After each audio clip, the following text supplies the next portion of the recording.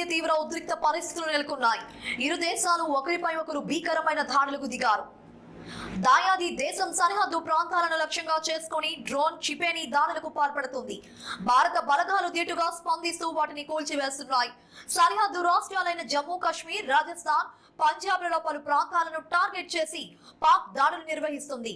ఈ నేపథ్యంలో పలు రాష్ట్రాల్లో హై అలర్ట్ ప్రకటించిన సంగతి తెలిసిందే.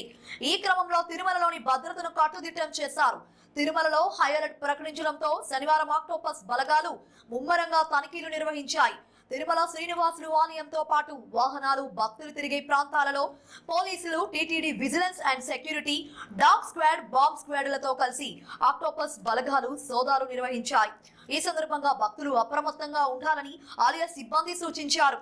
ఎలాంటి పరిస్థితులనైనా ఎదుర్కొనేందుకు ధైర్యంగా సిద్ధంగా ఉండాలని కోరారు.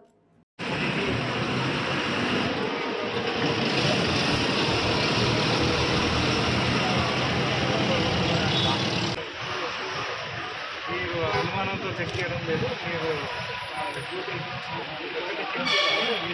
కూడా వాళ్ళకు డ్రైవర్లు పడే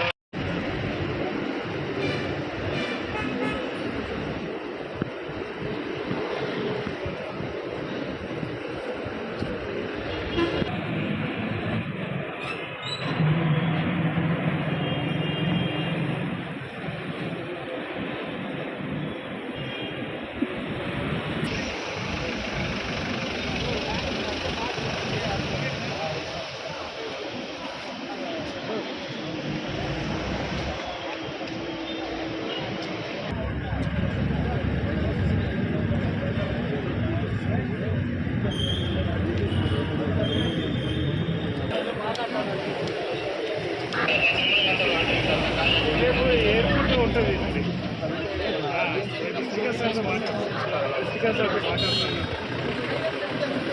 ఈ 2 days ఉన్నాయి. ఈ 2 days చేయమన్నారండి.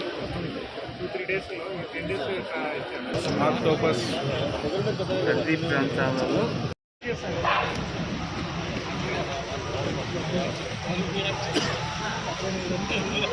ఓకేనే, ఇప్పుడు సింపుల్ రెడీ అయినా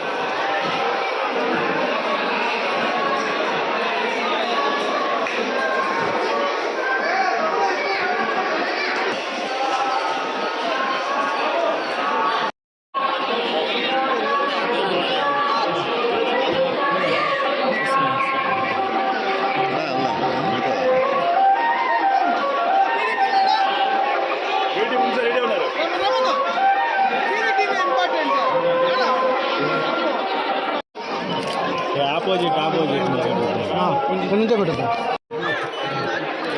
ఇంకా వెనక్కి పోతే బాగా వస్తుంది. నా బ్యాక్ రన్ నాన్న.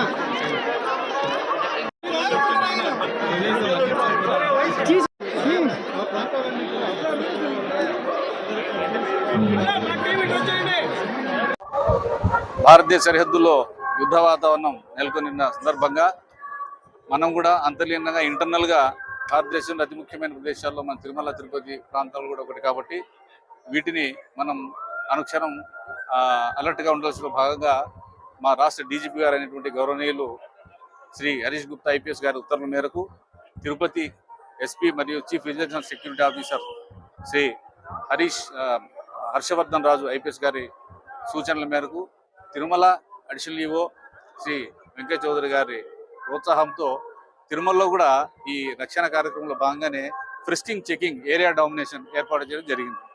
ఇందులో భాగంగా సివిల్ పోలీసు, ఏఆర్ఏపిఎస్పి, తర్వాత టీటీడీ విజిలెన్స్ సెక్యూరిటీ వింగ్, అలాగే బీడీ టీమ్స్, డాగ్ స్క్వాడ్స్ వీళ్ళందరం కలిసి ఎస్పెషల్లీ ఆక్టోపస్ అందరం కలిసి 135 మందితో 4 బృందాలుగా విడిపోయి తిరుమలని క్షుణ్ణంగా పరిశీలించడం జరుగుతుంది. ఎక్కడైనా అనుమానిత వ్యక్తులు కానీ అనుమానిత వస్తువులు కానీ జరిగితే వాటి మీద తగు చర్య తీసుకోవడం జరుగుతుంది.